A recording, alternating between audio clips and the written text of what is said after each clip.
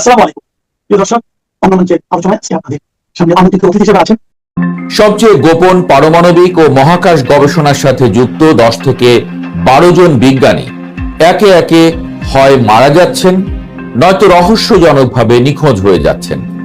এদের প্রত্যেকের ছিল মার্কিন যুক্তরাষ্ট্রের সর্বোচ্চ গোপনীয় তথ্য ভাণ্ডারে প্রবেশাধিকার। কেউ পরমাণু অস্ত্রের নকশা জানতেন, কেউ মহাকাশ থেকে গোয়েন্দাগিরির রহস্য বুকে বহন করতেন। আর এখন তারা একে একে বাড়ি থেকে বেরিয়ে যাচ্ছেন ফোন, মানিব্যাগ, চাবি সব ফেলে রেখে। কেউ ফিরছেন না। এই অস্বাভাবিক ধারা এতটাই উদ্বেগজনক হয়ে উঠেছে যে খোদ মার্কিন প্রেসিডেন্ট ডোনাল্ড ট্রাম্প বলতে বাধ্য হয়েছেন এটা বেশ গুরুতর বিষয়। শুরু হয়েছে হোয়াইট হাউসের সরাসরি তদন্ত।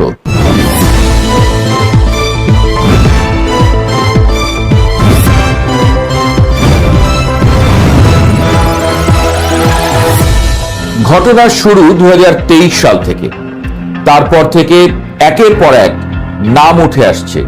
প্রতিটি নামের পেছনে আছে আমেরিকার সবচেয়ে সংবেদনশীল প্রযুক্তির সাথে সংযোগ।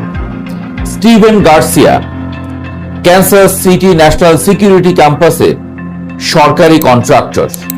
এই প্রতিষ্ঠানটি আমেরিকার পারমাণবিক অস্ত্রের 80%-এরও বেশি অপরমাণু উপাদান তৈরি করে। 2025 সালের আগস্টে তিনি নিউ মেক্সিকোর আলবুকার্কের তার বাড়ি থেকে পায়ে হেঁটে বেরিয়ে যান, ফোন, মানিব্যাগ, গাড়ির চাবি সব রেখে, সঙ্গে শুধু একটি হ্যান্ডগান। তারপর থেকে তার কোনো খোঁজ নেই। অবসরপ্রাপ্ত মেজর জেনারেল উইলিয়াম ম্যাককাসল্যান্ড ছিলেন রাইট প্যাটারসন বিমান ঘাঁটির এয়ারফোর্স রিসার্চ ল্যাবরেটরির সাবেক কমান্ডার। এই ল্যাবরেটরিকে ঘিরে আছে দশকের পর দশক ধরে চাপা পড়া ইউএফও গবেষণার ফিসফিসানি। 2026 সালের ফেব্রুয়ারিতে তিনি বাড়ি থেকে উধাও হয়ে যান। তার স্ত্রী 911-এ ফোন করে যা বলেছিলেন তা শুনে জমে গিয়েছিলেন তদন্তকারীরা। সে নাকি পরিকল্পনা করেছিল যেন কেউ তাকে খুঁজে না পায়। লস আলমোস ন্যাশনাল ল্যাবরেটরি, এই নামটি মানেই পারমাণবিক অস্ত্রের ইতিহাস। দ্বিতীয় বিশ্বযুদ্ধের ম্যানহাটন প্রজেক্ট থেকে শুরু করে আজ পর্যন্ত আমেরিকার পারমাণবিক শক্তির মূল চাবিকাঠি এখানে। এই ল্যাবের প্রাক্তন কর্মী অ্যান্থনি চাভেজ এবং প্রশাসনিক কর্মী মেলিসা ক্যাসিয়াস দুজনই 2025 সালে একইভাবে বাড়ি থেকে পায়ে হেঁটে বেরিয়ে গেছেন, কোনো ব্যক্তিগত জিনিসপত্র না নিয়ে। মেলিসা সেদিন মেয়ের জন্য দুপুরের খাবার পৌঁছে দিয়েছিলেন। তারপর আর কেউ তাকে দেখেনি। নাসার জেট প্রপালশন ল্যাবরেটরির পরিচালক মনিকা জাসিন্তো রেজা ছিলেন রকেট ইঞ্জিনের অ্যালয় প্রযুক্তির প্রধান উদ্ভাবক। 2025 সালের জুনে ক্যালিফোর্নিয়ার অ্যাঞ্জেলেস ন্যাশনাল ফরেস্টে হাইকিং করতে গিয়ে তিনি হাওয়া হয়ে যান। বিশাল তল্লাশি অভিযান চালানো হয়েছে, কিন্তু কোনো হদিস নেই। নিখোঁজ হওয়া তো আছেই, মৃত্যুর ঘটনাগুলো আরো শিউরে ওঠার মতো। এমআইটির প্লাজমা সায়েন্স অ্যান্ড ফিউশন সেন্টারের পরিচালক নুনো লোরেইরো ছিলেন পারমাণবিক ফিউশন গবেষণার অন্যতম প্রধান মস্তিষ্ক। 2025 সালের ডিসেম্বরে ম্যাসাচুসেটসের বাড়িতে তাকে গুলি করে হত্যা করা হয়। তদন্তে বেরিয়ে আসে হামলাকারী ক্লডিও নেভেস লেভেন্তে লেইরোর সাথে একই একাডেমিক প্রোগ্রামে পড়েছিলেন, কিন্তু মোটিভ এখনো ধোঁয়াশা।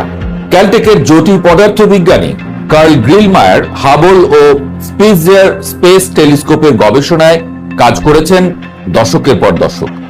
2026 সালের ফেব্রুয়ারিতে ক্যালিফোর্নিয়ায় নিজের বাড়ির বারান্দায় তাকে গুলিবিদ্ধ অবস্থায় পাওয়া যায়। গ্রেপ্তার হয়েছে একজন 29 বছর বয়সী যুবক, কিন্তু কোনো সুস্পষ্ট মোটিভ এখনো মেলেনি। ক্যান্সার গবেষক জেসন থমাস 2025 সালের ডিসেম্বরে রাতের অন্ধকারে বাড়ি থেকে বেরিয়ে যান। ফোন আর মানিব্যাগ পড়ে থাকে ঘরে। 3 মাস পর 2026 সালের মার্চে ম্যাসাচুসেটসের জমাট বাঁধা লেক গলে যেতেই ভেসে ওঠে তার মরদেহ। কর্তৃপক্ষ বলছে কোনো সন্দেহজনক ঘটনার প্রমাণ নেই, তবু মৃত্যুর কারণ এখনো অঘোষিত। সবচেয়ে রোমহর্ষক ঘটনাটি হয়তো অ্যামি স্কোরিজের। মাত্র 34 বছর বয়সী এই বিজ্ঞানী কাজ করতেন অ্যান্টি-গ্র্যাভিটি প্রযুক্তি নিয়ে, যা এখন পর্যন্ত বিজ্ঞানের সীমানার একেবারে প্রান্তে। তাকে অ্যালাবামায় নিজের বাড়িতে গুলিবিদ্ধ অবস্থায় মৃত পাওয়া যায়। কিন্তু অবিশ্বাস্য বিষয় হলো, মৃত্যুর আগে একটি পডকাস্টে তিনি নিজেই বলেছিলেন তার জীবন ঝুঁকির মধ্যে আছে। পুলিশি তদন্ত বা মেডিকেল পরীক্ষার কোনো প্রতিবেদন এখন পর্যন্ত প্রকাশিত হয়নি। এই সব ঘটনা একসাথে দেখলে একটি প্যাটার্ন স্পষ্ট হয়ে ওঠে। প্রতিটি ব্যক্তি আমেরিকার সর্বোচ্চ গোপনীয় প্রযুক্তির কাছাকাছি ছিলেন। পরমাণু অস্ত্র, ফিউশন শক্তি, মহাকাশ গবেষণা, রকেট প্রযুক্তি, এই বৃত্তের বাইরের কেউ নন এরা। এফবিআই এর সাবেক সহকারী পরিচালক ক্রিস সুয়েকার ইতোমধ্যেই বলেছেন সবকটি সন্দেহজনক। এরা এমন বিজ্ঞানী যারা গুরুত্বপূর্ণ প্রযুক্তি নিয়ে কাজ করেছেন। এই রহস্যময় ঘটনা প্রবাহ ঘিরে এখন তিনটি প্রধান তত্ত্ব ঘুরছে বিশেষজ্ঞ মহলে। প্রথমত, বিদেশি গুপ্তচর বৃত্তি। চীন বা রাশিয়ার মতো প্রতিদ্বন্দ্বী শক্তি কি আমেরিকার সবচেয়ে মূল্যবান মাথাগুলোকে একে একে সরিয়ে দিচ্ছে? দ্বিতীয়ত, গোপন সরকারি কর্মসূচির তথ্য লিকের ভয়। এই বিজ্ঞানীরা কি এমন কিছু জানতেন যা প্রকাশ হয়ে গেলে বিশ্বের ক্ষমতার ভারসাম্য বদলে যাবে? তৃতীয়ত, ইউএফও বা অচেনা বায়বীয় বস্তু বা এলিয়েন সংক্রান্ত গবেষণা ধামাচাপা দেওয়ার ষড়যন্ত্র। তবে কংগ্রেস এখন আর এসব অনুমানে আটকে নেই। একাধিক আইন প্রণেতা ইতোমধ্যে এই বিষয়ে আনুষ্ঠানিক তদন্তের দাবি তুলেছেন। তাদের যুক্তি সরল, এত উচ্চপদস্থ, এত গোপনীয় তথ্যের অধিকারী মানুষ যদি একের পর এক এভাবে মারা যান বা উবে যান, তবে এটি নিছক কাকতালীয় হওয়া সম্ভব নয়। প্রেসিডেন্ট ট্রাম্প এ বিষয়ে সাংবাদিকদের সাথে কথা বলতে গিয়ে বলেছেন তিনি সেদিনই এ নিয়ে একটি বৈঠক থেকে বেরিয়ে এসেছেন।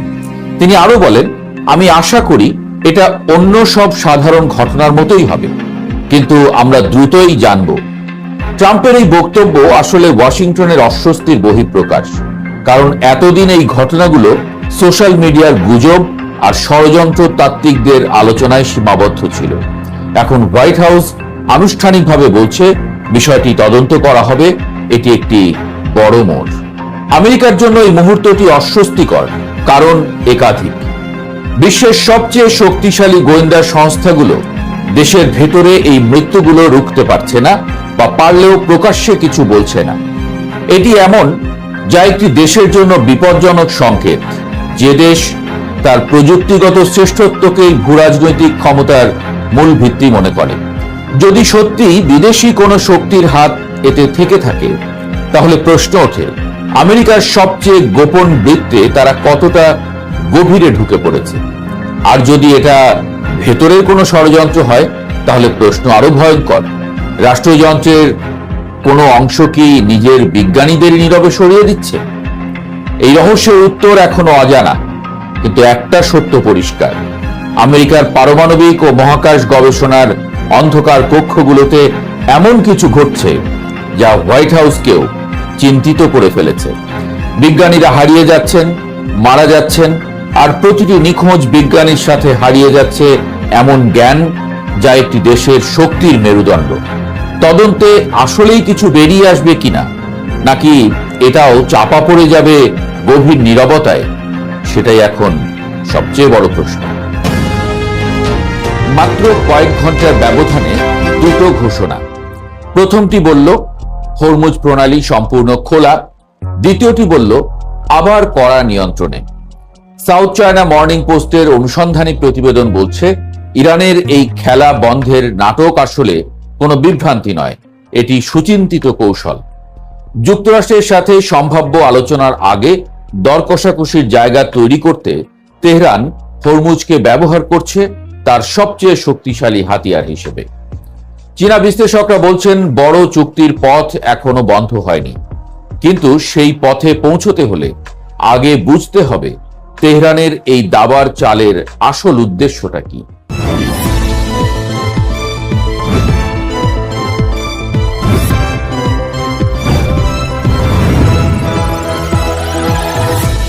সাউথ চায়না মর্নিং পোস্টের সাথে কথা বলা চীনা বিশ্লেষকরা ঘটনার ব্যাখ্যা দিতে গিয়ে একটি শব্দ বারবার ব্যবহার করেছেন, লিভারেজ, অর্থাৎ চাপ তৈরির ক্ষমতা।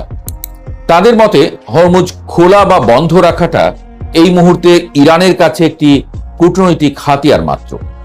আসল উদ্দেশ্য হলো যুক্তরাষ্ট্রের সাথে যে বড় আলোচনা আসছে সেখানে নিজের জন্য সবচেয়ে অনুকূল অবস্থান নিশ্চিত করা।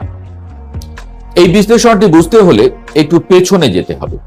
আইআরজিসি শনিবার ঘোষণা করেছে যে হরমুজের নিয়ন্ত্রণ আগের অবস্থায় ফিরে গেছে। তারা সরাসরি বলেছে যুক্তরাষ্ট্রের চলমান নৌ অবরোধ হল সমুদ্রে দস্যুবৃত্তি এবং সম্পদ চুরির শামিল। ইরান যতক্ষণ ইরানি বন্দর থেকে আসা যাওয়ার জাহাজে মার্কিন বাধা থাকবে ততক্ষণ প্রণালী কঠোর নিয়ন্ত্রণে থাকবে বলে হুঁশিয়ারি দিয়েছে। এর ঠিক একদিন আগেই ইরানের পররাষ্ট্রমন্ত্রী আরাগচি ঘোষণা করেন লেবানন ইসরায়েল যুদ্ধবিরতির সাথে সামঞ্জস্য রেখে হরমুজ সব বাণিজ্যিক জাহাজের জন্য উন্মুক্ত। ট্রাম্প সেটায় ধন্যবাদ জানিয়েছিলেন। তেলের দাম 11% পড়ে গিয়েছিল, কিন্তু একই সাথে ট্রাম্প জানিয়ে দিয়েছিলেন মার্কিন নৌ অবরোধ পুরোপুরি বলবৎ থাকবে, আর সেটাই ইরানকে আবার কড়া অবস্থানে ফিরিয়ে নিয়ে গেছে। চীনা বিশ্লেষকরা এই গোটা চক্রটিকে দেখছেন একটি নির্দিষ্ট ছকের মধ্যে। তাদের পর্যবেক্ষণ হলো যুদ্ধবিরতির সময়সীমা শেষ হওয়ার আগেই ইরান বড় প্রশ্নগুলোতে, যেমন পারমাণবিক কার্যক্রম, নিষেধাজ্ঞা প্রত্যাহার, জব্দ সম্পদ মুক্তি ইত্যাদি থেকে যুক্তরাষ্ট্রের কাছ থেকে কতটা ছাড় আদায় করতে পারবে সেটা নির্ধারণ করার চেষ্টা করছে। হরমুজ বন্ধ রাখা মানে বৈশ্বিক জ্বালানি বাজারে চাপ, মানে ইউরোপ এশিয়ার দেশগুলোর অসন্তোষ, মানে ওয়াশিংটনের উপরে নতুন কূটনৈতিক চাপ। এই বিশ্লেষকের মতে ইরান আসলে পরীক্ষা করছে যুক্তরাষ্ট্র তার নৌ অবরোধ থেকে কতটা সরে আসতে রাজি। হরমুজ প্রণালী খোলার ঘোষণা ছিল সেই পরীক্ষার প্রথম পদক্ষেপ, কিন্তু যখন দেখা গেল ট্রাম্প শুধু ধন্যবাদ দিচ্ছেন, অবরোধ তুলছেন না, তখন ইরান বুঝে নিল চাপটা আরো বাড়াতে হবে। তাহলে এখন কি সত্যি যুদ্ধে ফেরার আশঙ্কা আছে? চীনা বিশ্লেষকরা বলছেন না, অন্তত এই মুহূর্তে নয়। তাদের মূল্যায়ন হলো ইরানের হরমুজ নিয়ে এই কঠোর অবস্থান দুই দেশকে নতুন করে যুদ্ধে ঠেলে দেবে না, কারণ কোনো পক্ষের কাছেই এই মুহূর্তে যুদ্ধ পুনরায় শুরু করার পরিস্থিতি নেই। যুক্তরাষ্ট্র চাইছে একটি চুক্তি, ইরানও চাইছে একটি চুক্তি, শুধু শর্তের জায়গায় দুই পক্ষের মধ্যে এখনো বিশাল ফাঁক। তবে একটি বড় অনিশ্চয়তার কথা চীনা বিশ্লেষকরা স্বীকার করেছেন, তা হলো ইসরায়েলে বেশি বোঝা। লেবাননে ইসরায়েলের নতুন হামলা যে কোনো মুহূর্তে এই ভঙ্গুর পরিস্থিতিকে নতুনভাবে জটিল করে দিতে পারে। ইরান লেবাননের যুদ্ধবিরতিকে হরমুজ খোলার সাথে সরাসরি যুক্ত করেছে, তাই লেবাননে হামলা মানেই হরমুজের পরিস্থিতিতে তার প্রভাব পড়বে। সাউথ চায়না মর্নিং পোস্টের প্রতিবেদন আরেকটি গুরুত্বপূর্ণ বিষয় তুলে এনেছে। ইরানের টোল আরোপের সম্ভাবনা কতটুকু, অর্থাৎ হরমুজ দিয়ে যাওয়া জাহাজগুলোকে ইরান কি স্থায়ীভাবে অর্থ পরিশোধ করাতে পারবে? বিশেষজ্ঞদের মত হলো এই সম্ভাবনা এখন কম, কারণ টোল আরোপ মানেই আন্তর্জাতিক সামুদ্রিক আইনের সরাসরি লঙ্ঘন, যা ইরানকে আরো বেশি আন্তর্জাতিক বিচ্ছিন্নতার দিকে ঠেলে দেবে। ইরান সেই ঝুঁকি এই মুহূর্তে নিতে চাইবে না, কিন্তু এই সিদ্ধান্ত নির্ভর করছে আলোচনা কোন দিকে যাবে তার উপর। বুধবার যুদ্ধবিরতির মেয়াদ শেষ হলে যদি নতুন কোনো সমঝোতা না হয়, তাহলে হরমুজের পরিস্থিতি আরো জটিল আকার নেবে, আর তখন টোলের বিষয়টি আবার সামনে আসতে পারে। সাউথ চায়না মর্নিং পোস্টের এই বিশ্লেষণের সবচেয়ে গুরুত্বপূর্ণ দিক হলো এখানে চীনা বিশ্লেষকদের দৃষ্টিভঙ্গি। চীন এই সংকটের বাইরের পক্ষ নয়। হরমুজ বন্ধ থাকলে চীনের তেল আমদানিও সংকটে পড়ে। চীনা জাহাজও এই প্রণালী দিয়ে যায়, তাই বেইজিং চাইছে একটি দ্রুত কূটনৈতিক সমাধান। আর সেই অবস্থান থেকেই চীনা বিশ্লেষকরা বলছেন ইরানের এই কৌশলটা বুঝতে পারলে তবেই সমাধানের পথ খুঁজে পাওয়া সম্ভব। তাদের বার্তা পরিষ্কার, হরমুজের ওঠানামা দেখে বিভ্রান্ত হওয়ার দরকার নেই। ইরান আসলে আলোচনার টেবিল থেকে সরে যায়নি, উল্টো সে টেবিলে বসার আগে নিজের হাত যতটা সম্ভব শক্তিশালী করতে চাইছে। হরমুজ তার সেই শক্তির সবচেয়ে দৃশ্যমান প্রতীক। সোজা কথায় বললে ইরান একটাই বার্তা দিচ্ছে, আমার বন্দর অবরোধ মুক্ত করো, তাহলে দুনিয়ার তেলের পথ খুলে যাবে। আর এই বার্তাটা ওয়াশিংটনের কানে পৌঁছানোর সবচেয়ে কার্যকর মাধ্যম হলো বিশ্ব অর্থনীতিকে ঝুঁকির মুখে রাখা। হরমুজের ঘড়ি এখন দুই দেশের কূটনীতির গতির সাথে তাল মিলিয়ে চলছে এবং সেই ঘড়ির টিকটিক শব্দ শুধু তেহরান বা ওয়াশিংটনে নয়, শোনা যাচ্ছে বেইজিং থেকে ব্রাসেলস পর্যন্ত।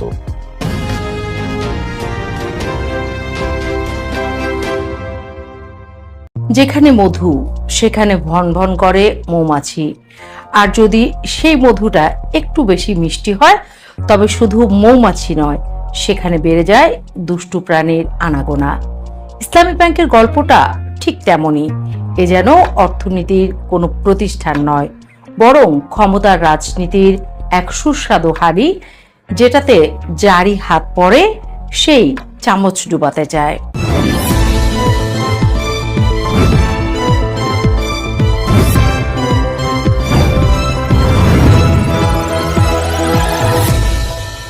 বাংলাদেশের বেসরকারি খাতের সবচেয়ে বড় ব্যাংকগুলোর একটি ইসলামী ব্যাংক। সংখ্যার হিসেবে শুধু বড় নয়, প্রভাবের দিক থেকেও এটি এক বিশাল শক্তি। লাখ কোটি টাকার আমানত, কোটি কোটি গ্রাহক, বিপুল রেমিটেন্স, সব মিলিয়ে এটি এক ধরনের আর্থিক সাম্রাজ্য। আর সেই সাম্রাজ্যের সিংহাসন নিয়ে যে টানাটানি, তা এখন আর গোপন কিছু নয়। সাম্প্রতিক ঘটনাগুলো দেখলে মনে হয় যেন কোনো তামিল সিনেমার দৃশ্য চলছে, যা সাসপেন্স দিয়ে ভরা। প্রথমে স্বতন্ত্র পরিচালক ও নির্বাহী কমিটির চেয়ারম্যান মোহাম্মদ আব্দুল জলিলকে সরিয়ে দেওয়া হলো। তারপর খুব অল্প সময়ের মধ্যে ব্যবস্থাপনা পরিচালক মোহাম্মদ ওমর ফারুক খানকে দীর্ঘ ছুটিতে পাঠানো হলো। এই ছুটি শব্দটা শুনতে যতটা কোমল, ব্যাংক ব্যবস্থা খাতে বাস্তবে ততটা নয়। আমাদের দেশে এমন ছুটি অনেক সময়ই বিদায়ের ভদ্র সংস্করণ। কিন্তু প্রশ্ন হলো, এত তাড়াহুড়া কেন? আর কেনই বা ইসলামী ব্যাংককে ঘিরেই এই অস্থিরতা? এর উত্তর খুঁজতে গেলে আমাদের একটু পেছনে যেতে হবে। 2017 সালের দিকে যখন এস আলম গ্রুপ ইসলামী ব্যাংকের নিয়ন্ত্রণ নেয়, তখন থেকে ব্যাংকটির চরিত্রে এক বড় পরিবর্তন দেখা যায়। অভিযোগ ওঠে নিয়ম ভেঙে ঋণ দেয়া, নিজের গ্রুপকে সুবিধা দেয়া এবং ধীরে ধীরে ব্যাংকের ভেতরকার কাঠামোকে নিজেদের মতো সাজিয়ে নেয়া। যেন একটা ব্যাংক নয়, একটি ব্যক্তিগত কোষাগার। পরবর্তী সময়ে বিভিন্ন তদন্তে উঠে আসে ভয়াবহ সব তথ্য। হাজার হাজার কোটি টাকা বের হয়ে গেছে ব্যাংক থেকে। কেউ বলছে 30,000 কোটি, কেউ বলছে 90,000 কোটি। সংখ্যাটা যতই হোক, বাস্তবতা হলো এটা কোনো সাধারণ অনিয়ম ছিল না, বরং একটি সুপরিকল্পিত আর্থিক রক্তক্ষরণ। তারপর এলো 2024 সালের রাজনৈতিক পালাবদল। আওয়ামী লীগ সরকারের পতনের পর ইসলামী ব্যাংকেও শুরু হয় নতুন অধ্যায়। পুরনো নিয়ন্ত্রণ ভেঙে নতুন বোর্ড গঠন করা হয়। তখন অনেকেই বলেছিল ব্যাংকটি তার মায়ের কোলে ফিরে এসেছে। এই মা শব্দটার মধ্যেও ছিল এক ধরনের রাজনৈতিক ইঙ্গিত, যা বুঝতে খুব বেশি বুদ্ধি লাগে না। কিন্তু সমস্যা হলো, আমাদের দেশে মায়ের কোলে ফেরা খুব বেশি দিন স্থায়ী হয় না। কারণ এখানে মাও বদলায়, বাবাও বদলায়, আর সন্তানের অভিভাবকত্ব নিয়ে শুরু হয় নতুন টানাটানি। অন্তর্বর্তী সরকারের সময় কিছুটা স্থিতিশীলতা আসার চেষ্টা হয়েছিল। অনিয়মিত ঋণ আদায়, অযোগ্য কর্মকর্তাদের অপসারণ, এসব পদক্ষেপ নেওয়া হয়েছিল। কিন্তু সেই প্রক্রিয়াটা পুরোপুরি শেষ হওয়ার আগে আবার নতুন রাজনৈতিক বাস্তবতা তৈরি হলো। নির্বাচনের মাধ্যমে নতুন সরকার ক্ষমতায় এলো, আর তার সঙ্গে সঙ্গেই ইসলামী ব্যাংক আবার আলোচনার কেন্দ্রবিন্দুতে। এখানে এসে যোগ হলো নতুন একটি উপাদান, ব্যাংক রেজুলেশন আইন 2026। এই আইন অনুযায়ী আগের শেয়ার হোল্ডাররা চাইলে আবার ব্যাংকের মালিকানায় ফিরে আসার সুযোগ পাচ্ছেন। অর্থাৎ যাদের বিরুদ্ধে এতদিন অভিযোগ ছিল, তারাই আবার বৈধভাবে ফিরে আসতে পারেন।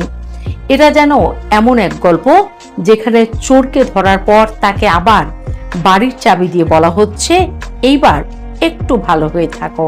বিশ্লেষকরা বলছেন এই আইনের সুযোগ নিয়ে এস আলম গ্রুপ আবার ইসলামী ব্যাংকে ফিরে আসতে পারে। আর যদি সেটা হয়, তাহলে পুরো প্রক্রিয়াটা একেবারে বৃত্তের মতো হয়ে যাবে। যেখান থেকে শুরু হয়েছিল আবার সেখানেই ফিরে যাবে। এর মধ্যে আবার রাজনৈতিক সম্পর্কের জটিলতাও সামনে আসছে।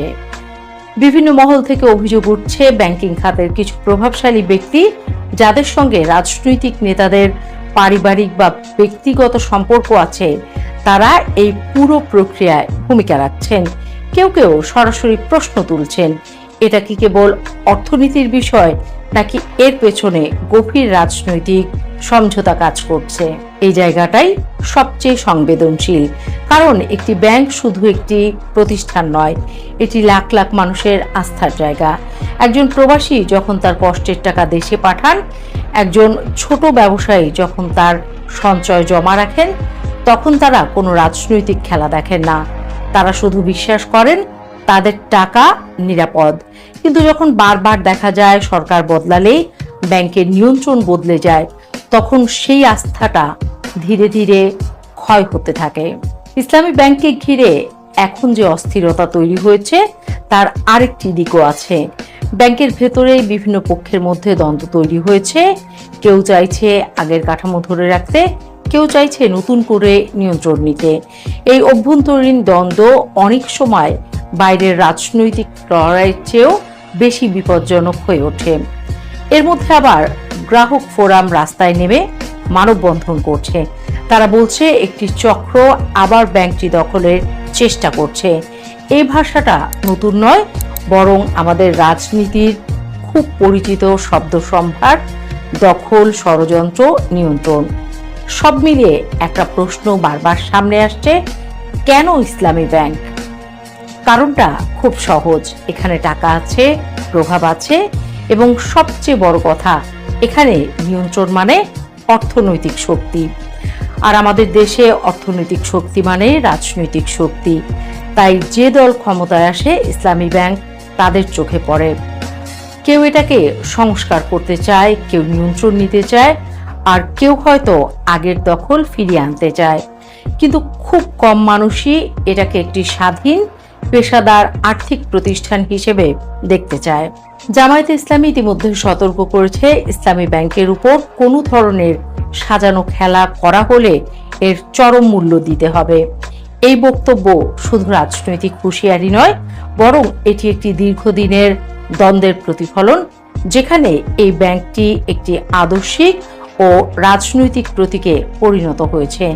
শেষ পর্যন্ত প্রশ্নটা খুব সোজা, ইসলামী ব্যাংকে একটি ব্যাংক হিসেবে টিকে থাকবে, নাকি এটি চিরকাল রাজনৈতিক ক্ষমতার দাবার গুটি হয়ে থাকবে? আমাদের ইতিহাস খুব একটা আশাবাদী উত্তর দেয় না, বরং বারবারই দেখায় যে দল আসে সেই দলই এটাকে নিজের মতো করে গড়তে চায়, যেন একটি প্রতিষ্ঠানের নয়, একটি সম্পদের ভাগাভাগি চলছে। আর যদি এই ধারা চলতেই থাকে, তাহলে হয়তো একদিন আমরা দেখব ব্যাংকটি টিকে আছে, ভবন আছে, সাইনবোর্ড আছে, কিন্তু তার ভেতরে আস্থা, সেই আসল সম্পদটাই আর নেই। তখন আর কেউ শকুন হয়ে নামবে না, কারণ তখন আর কিছুই অবশিষ্ট থাকবে না, না মধু, না মৌমাছি, না সেই স্বপ্ন যার উপরে দাঁড়িয়ে একদিন ইসলামী ব্যাংক তার যাত্রা শুরু করেছিল।